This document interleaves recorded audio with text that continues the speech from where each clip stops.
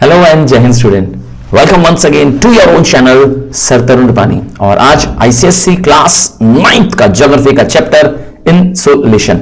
So let's begin the lesson immediately. और ये कर दिया मैंने अपने वीडियो को स्मॉल जी। इंसोलेशन देखिए, दो वर्ड्स अगर इसमें देख दें, ब्रेक कर लें। इन मतलब अंदर और सोलेशन मतलब सोलर एनर्जी। तो सोलर एनर्जी का इन द अर्थ आना, जी यही है इसका मीनिंग। जब हमारी अर्थ सन से एनर्जी हीट के रूप में रिसीव कर रही है, बस इसी का नाम है। तो सन आप जानते हैं एक स्टार है जो कि कंटिन्यूसली हीट और लाइट एनर्जी देता रहता है ऑल डायरेक्शंस पे, और इसी को कहते हैं सोलर रेडिएशंस। रेडिएट करना मतलब क्या होता है? एमिट करना, गिव आउट करना। और सोलर मतलब सन से निकलने वाली हीट और light energy. But solar energy जो हम रिसीव कर रहे हैं, जी यही हमारा प्राइमरी, पहला, yes most important source of light है और हीट है। हीट और लाइट का हमारे धरती के लिए, हमारे अर्थ के लिए सबसे ओनली एंड ओनली सोर्स है। इसका मतलब है सर जो मून से लाइट मिल रही है, जी वो प्राइमरी सोर्स नहीं है। क्यों? क्योंकि मून तो रिफ्लेक्शन ऑफ सन देता है। जी आइए अब जानते हैं टाइप्स ऑफ इंसोलेशन, अर्थात इनकमिंग सोलर रेडिएशन के टाइप्स। जरा इस इमेज को देखिए, आपको सन से निकलने वाले कितने सारे रेडिएशंस दिखाई दे रहे हैं। तो सूरज से निकलने वाली रेडिएशंस तीन टाइप की होती हैं। व्हाइट पार्ट या व्हाइट लाइट, वो लाइट जो मैं और आप देख पाते हैं, जी। इंफ्रारेड, ये हम सिर्फ फील कर पाते हैं। क्या आप सन में रहते हैं? यस, जब आप सूरज की रोशनी में रहते हैं तो आप फील हॉट करते हैं कि नहीं? आपको गर्म महसूस होता है कि नहीं होता है? बस याद रखिएगा, ये गर्म महसूस करने वाले रेडिएशंस होते हैं इंफ्रारेड। तो ये कौन होते हैं? अल्ट्रारेड, अल्ट्रा वायलेट।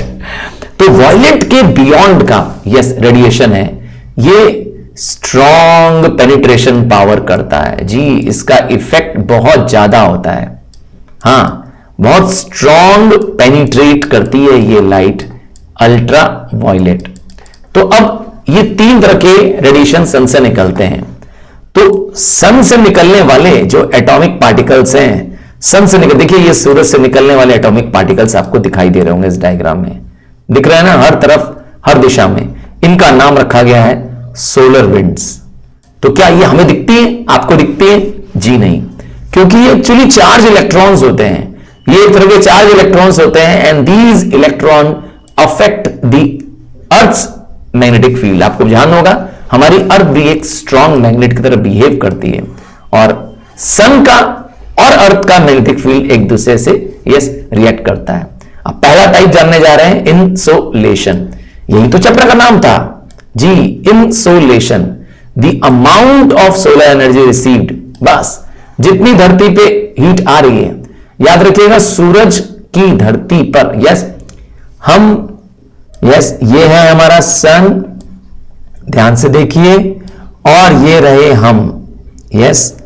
तो हमारी अर्थ इस सूरज की एनर्जी का एक बहुत छोटा सा, यस एक बहुत छोटा सा हिस्सा हम पा रहे हैं, यस हम रिसीव कर रहे हैं। इसका नाम रखा गया है इंसोलेशन। ठीक है, that part of the energy that is received by the earth from the sun. हां याद रखिएगा, टोटल 100% ऑफ सोलर एनर्जी, और उस एनर्जी जो हम रिसीव कर रहे हैं उसमें से भी सिर्फ 51% ही धरती के अंदर तक पहुंच पाती है, क्योंकि 35% एनर्जी ऐसी है जो स्पेस से ही क्या हो जाती है, आने के बाद बाउंस बैक कर जाती है। कितनी? 35% एनर्जी। और 51% एनर्जी क्या बताया मैंने आपको? 51% वो एनर्जी है जो धरती के अंदर चले जाती है, और 14% वो एनर्जी है, वो सोलर रेडिएशंस हैं जो हमारा एटमॉस्फेयर, ये जो हमारे ऊपर एयर की लेयर है जी, हमारे धरती पर एयर की जो लेयर है वो मैं बना देता हूं एयर की लेयर। यस, हमारे धरती पे जो एटमॉस्फेयर की लेयर है, ये एटमॉस्फेयर की लेयर, ये क्लाउड्स जी, ये 14% तक एब्जॉर्ब भी कर लेता है। अगर आप प्लस करेंगे तो आपको आएगा 51% जी, जो कि एनर्जी रीच कर रही है अर्थ तक। दूसरी 35% वो एनर्जी जो कि रिफ्लेक्ट बैक कर जा रही है। 14% वो एनर्जी जो एटमॉस्फेयर क्या कर रहा है, एब्जॉर्ब कर ले रहा है, एयर एब्जॉर्ब कर ले रही है हमारी। तो आप ऐड करेंगे तो आपके पास आ जाएगा 100%। यही है आपका टोटल एनर्जी सूरज से मिलने वाली, नाम है इंसोलेशन। अब आता है दूसरा, याद रखिएगा 2 टाइप है। दूसरा टेरेस्ट्रियल रेडिएशन, अर्थात धरती से, यस, टेरेस्ट्रियल मतलब लैंड हो गया, रेडिएशन मतलब क्या हो गया, रिलीज होना, बाउंस बैक होना। तो मैंने बताया कि जो हम अर्थ से क्या करते हैं, इस एनर्जी को रिलीज कर देते हैं, टेरेस्ट्रियल रेडिएशन बन जाता है। देखिए सूरज से आने वाली एनर्जी तो ये हो गई। अब इनमें से 30% एनर्जी जी, 30% एनर्जी यहां पे दिखाई दे रही है, जो एटमॉस्फेयर में क्या हो जा रही है, वापस रिलीज हो जा रही है। ठीक है ना। तो जो हीट हमारी धरती से रेडिएट हो रही है, अर्थ से निकल रही है, वो हीट कहलाती है लॉन्ग वेव। लॉन्ग वेव जी, जो हीट एब्जॉर्ब होने के बाद निकली है, याद रखिएगा, उसका नाम है लॉन्ग वेव। और ये जो लॉन्ग वेव निकल रही है, इसी का नाम है टेरेस्ट्रियल रेडिएशन। टेरेस्ट्रियल मतलब हो गया लैंड, और रेडिएशन का मतलब हो गया जो हीट लिबरेट हो रही है, जो हीट गिवन आउट हो रही है। तो जितनी इंसुलेशन आती है और जितनी टेरेस्ट्रियल रेडिएशन होती है, दोनों में हमेशा बैलेंस होता है। याद रखिएगा, जितनी हीट रिसीव हो रही है, अर्थात जितनी आ रही है, और जितनी हीट वापस बाउंस बैक कर रही है, आ रही है तो इसका नाम मैंने बताया इंसोलेशन, और जा रही है, यस, तो टेरेस्ट्रियल रेडिएशन। इन दोनों के बीच में बैलेंस होता है, और हम इस बैलेंस को कहते हैं, क्या बोलते हैं, हीट बैलेंस। ठीक है।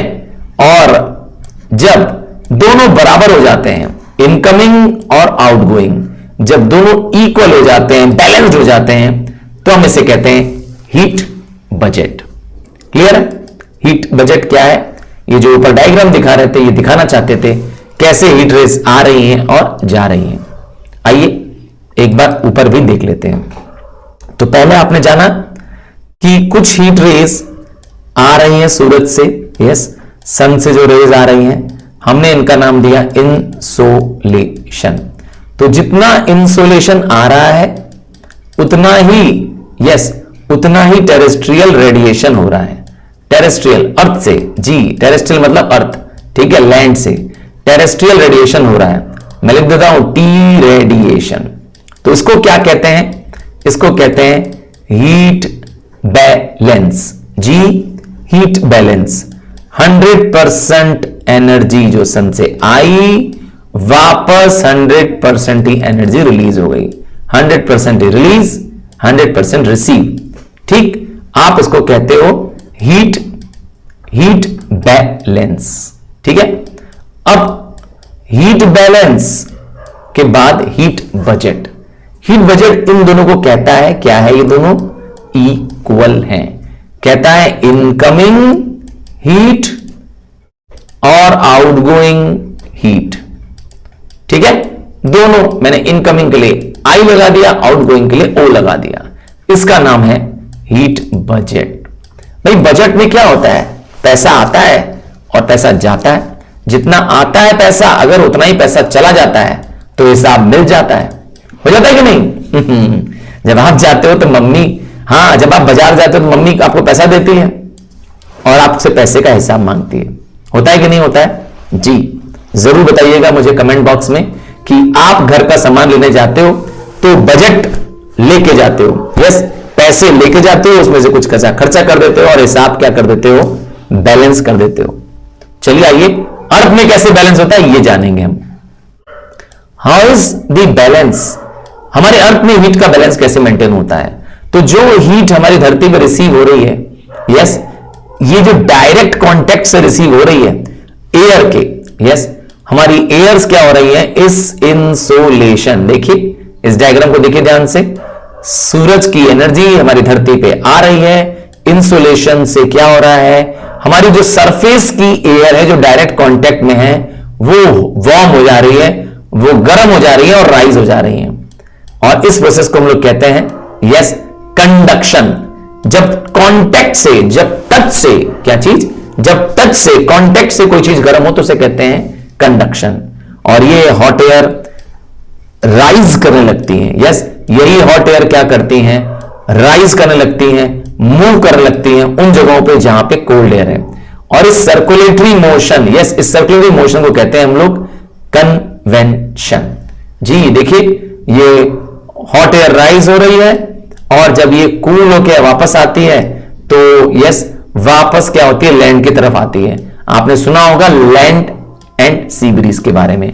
जब लैंड से कूल्ड एयर सी तक जाती है तो लैंड ब्रीज हो जाता है, तो अपोजिट भी होता है इसका मतलब, सी से कूल्ड एयर आती है, यस। तो ये कन्वेंशन करंट है। कन्वेंशन करंट एटमॉस्फेयर में सी ब्रीज कॉज करती है, यस, जो समुद्र से आने वाली ठंडी हवा है। याद रखिएगा एटमॉस्फेयर नहीं होता तो आपका धरती जल्दी गर्म और जल्दी ठंडा हो जाता। और क्या फिनोमेना होता है और कैसे हीट बैलेंस होती है एटमॉस्फेयर में, कैसे हमारे हीट क्या हो जा रही है, ट्रेवल कर जा रही है हर जगह, एक जगह ठहरी हुई नहीं है, ठीक है। इसीलिए अगर एक जगह सारी हीट होती तो शायद वो प्लेस बहुत गर्म हो जाता। रात के समय मैंने बताया एटमॉस्फेयर ग्रीन हाउस की तरह काम करता है। जो धरती से निकली हीट, धरती से निकली जो गर्मी है, यस, जिसे हम कहते हैं टेरेस्ट्रियल रेडिएशन, सारी एटमॉस्फेयर में नहीं चली जाती हैं, सारी नहीं चली जाती हैं, कुछ एब्जॉर्ब हो जाती हैं। और ड्यूरिंग द डे क्या होता है, ड्यूरिंग द डे एटमॉस्फेयर क्या करता है, 14% इसमें से इंसोलेशन को एब्जॉर्ब कर लेता है।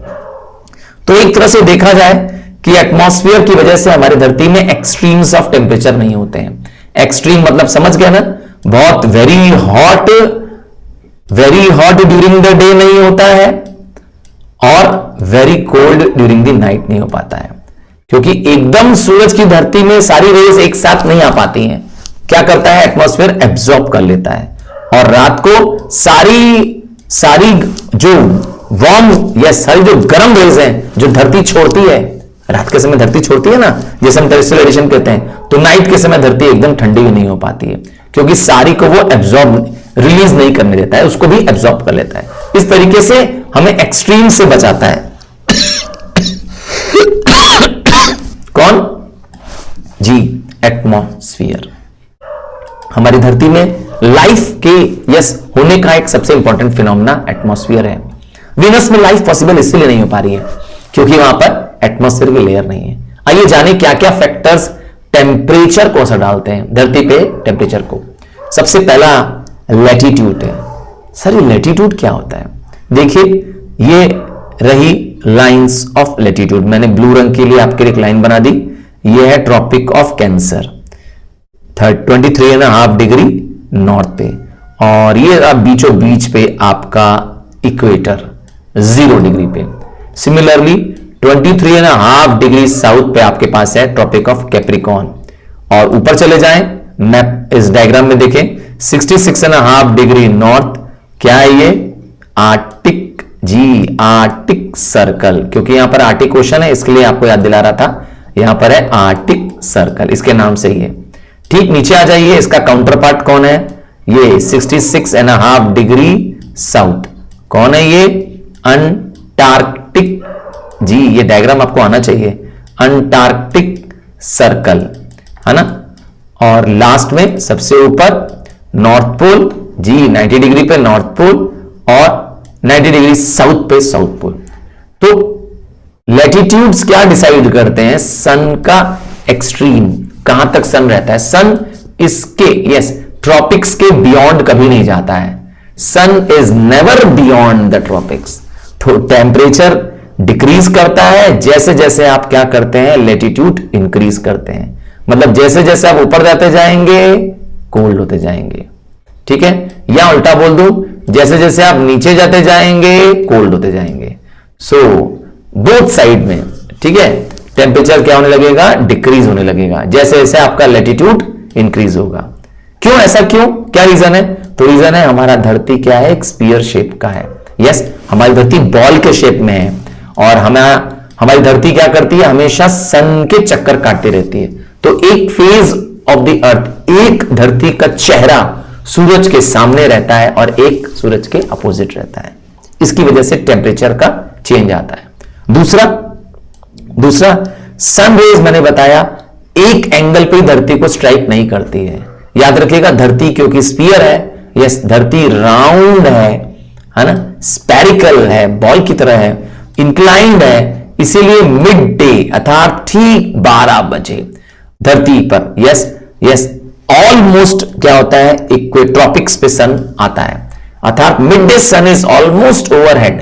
ठीक 12 बजे आप चेक करिए, अगर आप ट्रॉपिक्स में रहते हैं, यस, जैसे मैं रहता हूं ट्रॉपिक्स पे, जी इंडिया में हूं, वाराणसी में हूं, वाराणसी के नजदीकी ट्रॉपिक्स है, तो यहां पर जी, यहां पे सन की रेज डायरेक्टली ओवरहेड होती है जी। और एक बात जान लीजिएगा, इस मैप, इस डायग्राम को देखिए, इस नीचे वाले डायग्राम को देखते हैं, थोड़ा सा अच्छे से देखते हैं।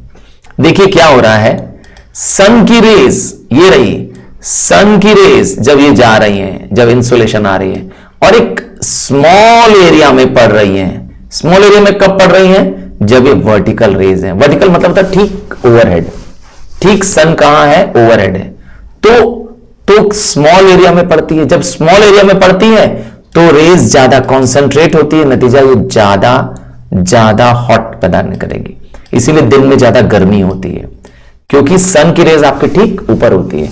मॉर्निंग में सन दिखाई जरूर देता है आपको, पर आपको गर्मी ज्यादा नहीं लगती। तो ये फिनोमेना होता है मॉर्निंग में जी, मॉर्निंग में और इवनिंग में। ये देखिए, ये फिनोमेना हो रहा है, मैं इस ब्लू लाइट से आपको दिखाना चाह रहा था।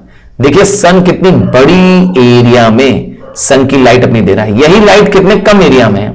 तो जब ऑब्लिक रेज होगी, ऑब्लिक मतलब स्लांटिंग रेज होगी, मैं लिख दे रहा हूं स्लांटिंग, तिरछी रेज जिसे हम बोलते हैं ना, तो जब स्लांटिंग रेज होगी तो वो बहुत दूर तक क्या करेगी, सन की रेज को ले जाएगी। तो जब एरिया बड़ी कर दोगे तो कॉन्सेंट्रेशन कम हो पाएगा, कम रेज पहुंचेगी, समझ गए ना।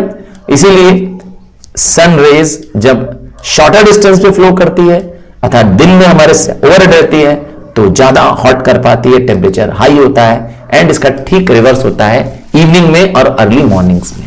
ठीक है, अब समझ गए फिनोमेना, क्यों दोपहर को बहुत गर्म सन करता है और शाम को और सुबह क्यों ठंडा रहता है। आइए, एक और रीजन है टेम्परेचर का, एक और फैक्टर है एल्टीट्यूड। हाइट शब्द को बोलते हैं एल्टीट्यूड। हाँ, एक बेसिक सा रूल है। रूल क्या है बेसिक सा, higher we go cooler it get, simple सा रूल है। जैसे एग्जांपल, ये यहां पर टेम्परेचर अगर है फॉर एग्जांपल 27 डिग्री, हाँ, तो आप जैसे ऊपर बढ़ेंगे 26 डिग्री हो जाएगा, और ऊपर बढ़ेंगे 25 हो जाएगा। तो जैसे जैसे आप ऊपर बढ़ते जाएंगे टेम्परेचर फॉल होता रहेगा। तो एक बेसिक रूल है कि द हायर द एल्टीट्यूड, मतलब higher the height, lower is the temperature. Sir ऐसा क्यों? आइए इस फिनोमेना को जानने के लिए एक डायग्राम से भी समझेंगे और आपको दिखाएंगे क्या रीजन है। इस डायग्राम को थोड़ा ध्यान से देखेंगे तो आपको क्लियर होगा। यहां पे लिखा हुआ है साफ साफ, माउंटेन के टॉप की तरफ देखिए, यहां पे ये डॉट डॉट क्या शो कर रहा है, ये दिखा रहा है कि यहां पे कोल्ड एयर है और वो बहुत थिन लेयर में है जी, क्योंकि यहां पे एटमॉस्फेयर बहुत डेंस नहीं होगा, हाइट पे है ना। और जबकि नीचे आ जाइए, यहां पे वार्म थिक लेयर जी, वार्म भी है और एयर की देखिए डेंसिटी ज्यादा है, समझ गए। तो air is cooler in the higher altitude, ये तो आप जानते हैं क्यों, because temperature decrease with height, ये भी आप जानते हैं। अब डिक्रीज विथ हाइट क्यों करता है, तो बता दिया, एटमॉस्फेयर जो है हमारा वो हीटेड फ्रॉम बिलो ज्यादा होता है।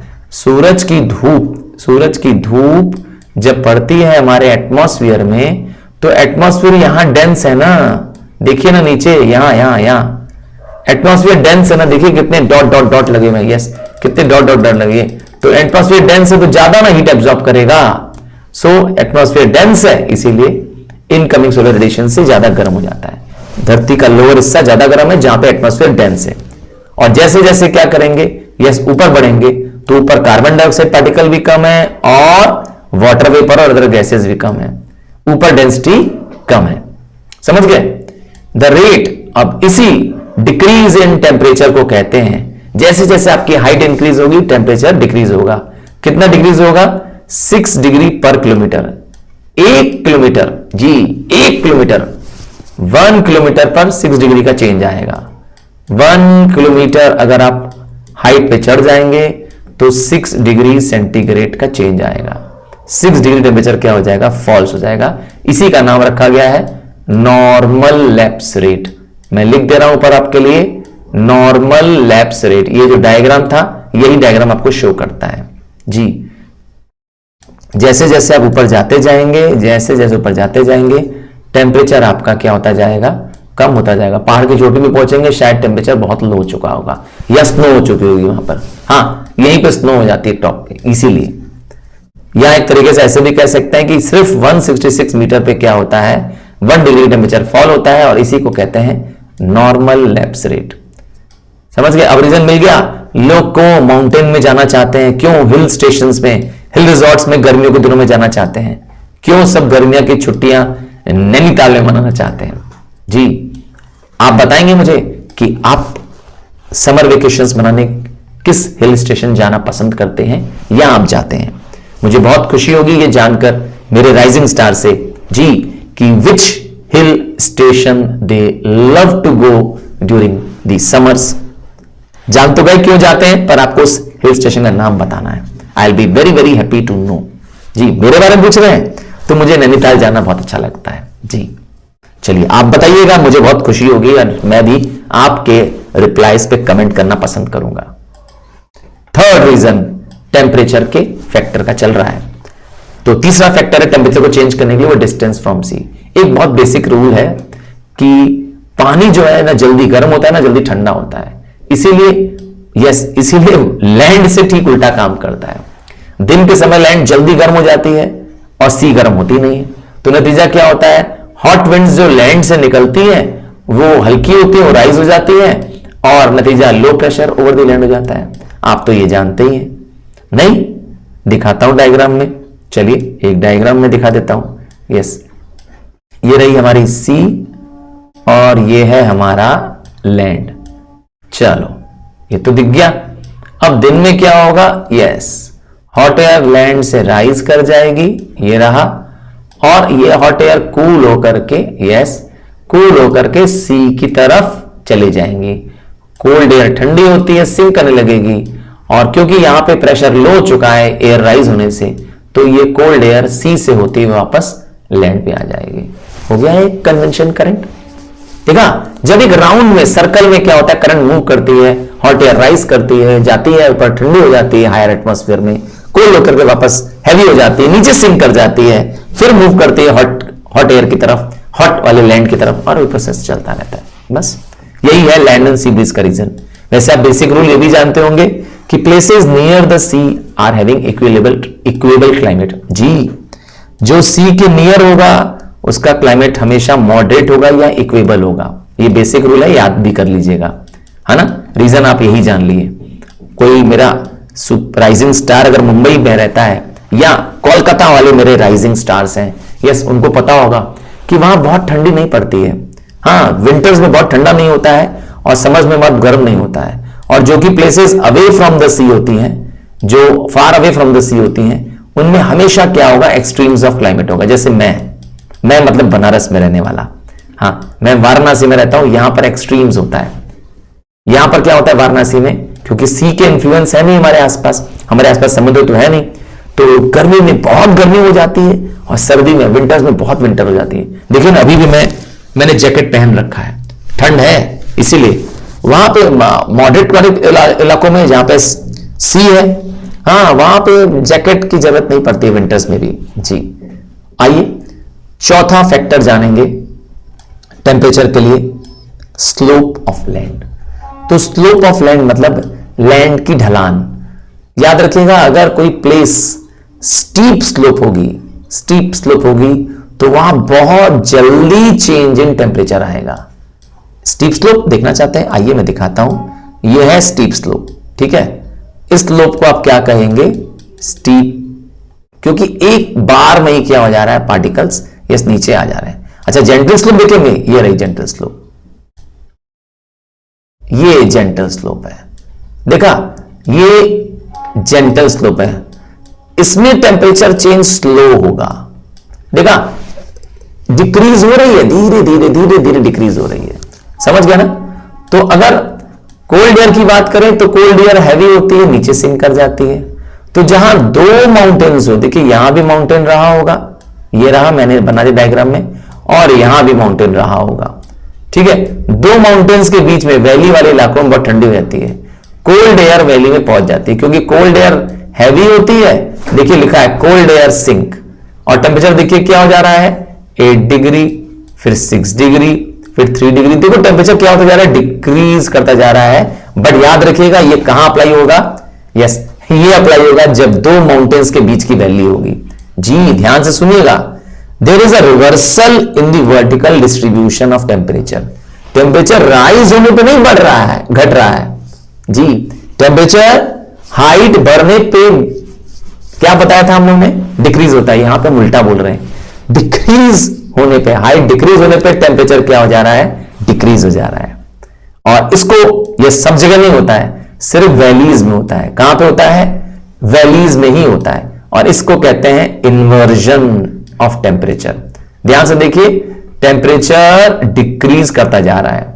हाँ फॉर एग्जांपल यहां टेम्परेचर 10 डिग्री है, तो यहां पे आते आते 8 डिग्री हो जाएगा, फिर यहां पे आते आते 6 डिग्री हो जाएगा। तो टेम्परेचर नीचे जाने पे डिक्रीज हो रहा है, क्योंकि ये माउंटेन है, और माउंटेन से कोल्ड एयर जो है वो क्या हो रही है, कोल्ड एयर नीचे आ जा रही है।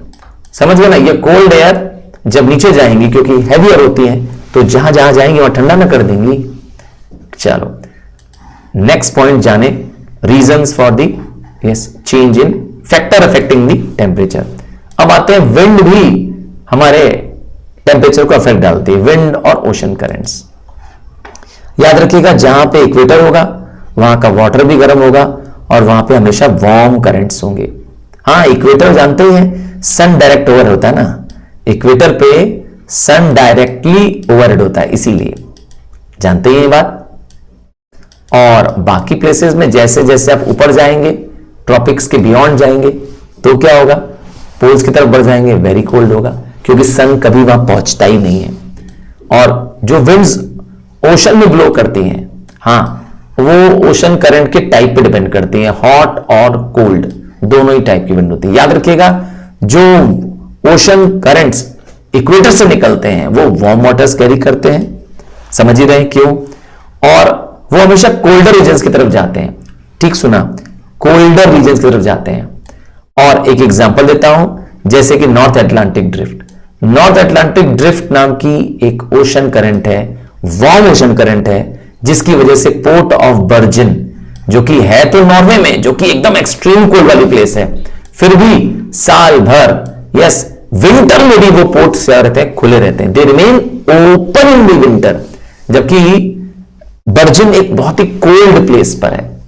जबकि दूसरा एग्जांपल देता हूं, पोर्ट ऑफ कनाडा इस समय क्या होते हैं, उसी लैटिट्यूड पे 60 डिग्री पे ही है, बट वो फ्रोजन रहते हैं और वहां पर मूवमेंट पॉसिबल नहीं है शिप्स का।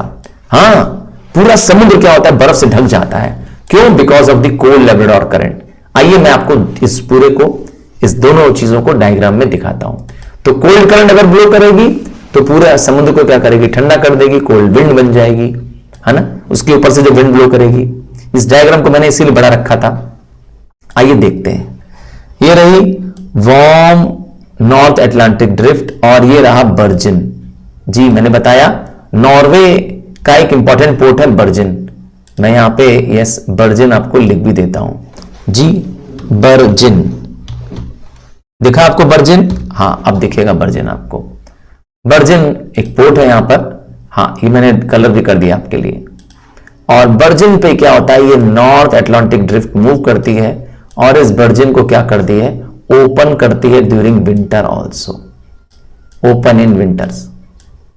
जबकि नॉर्वे में है, याद रखिएगा 60 डिग्री पे है, बहुत हाई एल्टीट्यूड लेटीट्यूड्स पे है, जबकि यहां पर इसी एल्टीट्यूड पे ही यहां पर कौन सी करंट जा रही है, लेब्राडोर करंट। अब लेब्राडोर करंट क्या करती है, इस कनाडा के इस बैंक्स को क्या करती है, मैंने डार्क कर दिया है, बाप रे इतनी ठंडी करती है कि क्या होता है, लेब्राडोर करंट कोल्ड करंट होने की वजह से, क्योंकि ऊपर से आ रही है, यस पोल से आ रही है, तो याद होगा पोल से करंट आएगी तो कोल्ड करंट होगी, है ना। ये वार्म करंट है, north Atlantic drift warm current है, ठीक है, और ये कोल्ड करंट है लेब्राडोर वाली, देख रहे हैं ना, नॉर्थ से आ रही है, तो नॉर्थ की कोल्ड करंट क्या करेगी, सारे इलाके को ठंडा कर देगी। क्लियर है, चलो I am very very sure आप समझ गए होंगे, और इस तरीके से हमने इस चैप्टर को इंसुलेशन को फिनिश कर दिया। और आपसे कहूंगा मेरे राइजिंग स्टार से कि लेसन समझ में आ गया है तो प्लीज लाइक करना, और मैं रिक्वेस्ट करूंगा आपसे, यस मैं बहुत कोशिश कर रहा हूं कि मेरे राइजिंग स्टार्स को, मेरे 9th के इस बैच को हर एक लेसन के कंटेंट मिल जाए।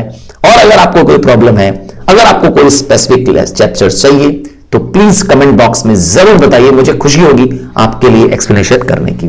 और हां, अगर अभी तक मैं कहूंगा राइजिंग स्टार नाम का बैच है, उसका डिस्क्रिप्शन में उसका लिंक दिया है, व्हाट्सएप ग्रुप भी है, टेलीग्राम चैनल भी है, और इवन फेसबुक पे भी मैंने एक पेज बना रखा है, जाएं और जरूर ज्वाइन करें। I will be sharing all lesson videos, notes and MCQs there. तो चलिए मिलते हैं अगले लेसन में, और इधर दोनों तरफ प्लेलिस्ट लगी है, जरूर जाएं चेक करें, और अपने क्लासमेट्स फ्रेंड्स को भी बताएं कि अब आईसीएससी बोर्ड क्लास 9th के लिए भी एक वन स्टॉप सॉल्यूशन आ गया है। तो thank you and love you and bye.